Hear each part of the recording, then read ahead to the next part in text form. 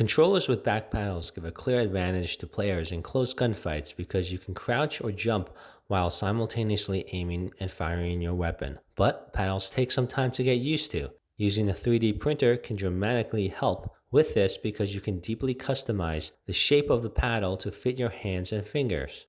In this video, I'm going to show you a paddle I designed for the PowerA Fusion Pro, one of the least expensive Xbox controllers with back paddles.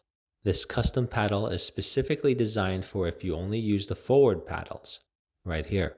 If you use the bottom paddle slots, you might be better off just using the paddles that come with the controller and holding the controller like I described in the previous video. The 3D print files are located in the description of the video. Paddles add a lot of functionality, but typically prevent you from placing all of your fingers on the underside of the controller grips as you normally would. I wanted to figure out a way to place all of my fingers on the grips while still being able to use the paddles to crouch spam in Apex Legends and other games. The tricky part is balancing comfort and functionality. The metal paddles that come with the controller work great when you actually use them, but in the 99% of the time when you are not using them, you need to adapt to a new way of holding a controller, but many people would prefer not to do this. You can easily design a 3D printed paddle that lets you place all of your fingers on the controller, like this one I designed last week, but it is tricky to design one that actually has similar functionality as the original paddles. So this one makes using a controller with back paddles a lot more comfortable, but it does compromise the ability to actually use the paddle in game. But I'm happy to report that I was able to minimize this compromise greatly with a custom designed paddle. I iterated several times over the course of 3 hours to find my solution. Let's take a look at my design progression. The most difficult part of the paddles to get right is the joint area. This is where the paddles hook onto the back of the controller. After that, designing the shape of the paddles is very simple. Given that it takes only 10 minutes to 3D print a paddle, you can iterate on your design several times per hour.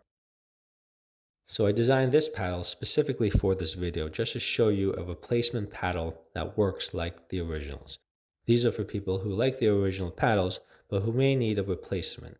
Another benefit of these paddles is that they are plastic instead of metal.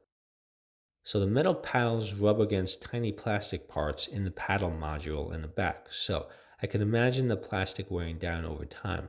But if your paddles are plastic instead of metal, I think this would reduce that risk.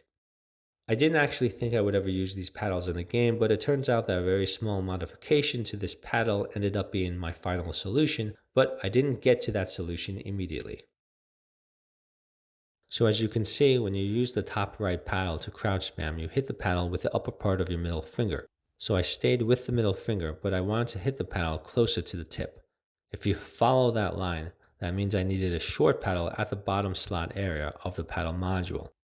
The idea was to put a short paddle here to hit with the tip of my middle finger, so I designed this one and iterated a few times. When I got to this point, I realized that I needed the end piece to look like this, so I made a short version of this one to fit on the bottom paddle slot, but it was too short. I then made it a bit longer, but it still didn't feel that good. I then tried putting this one on the top paddle slot instead of the bottom one, and this ended up feeling great when crouch spamming. It can aim pretty well while strafing and crouching up and down. My final design is an iteration on this one. This is it. So let me demonstrate how this can be used for crouch spamming.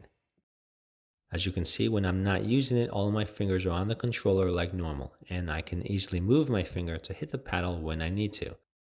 This has the best balance between comfort and functionality.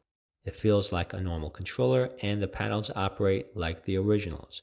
They have like 90% of the functionality as the original paddles. Thanks for watching. Please subscribe if you enjoyed this video.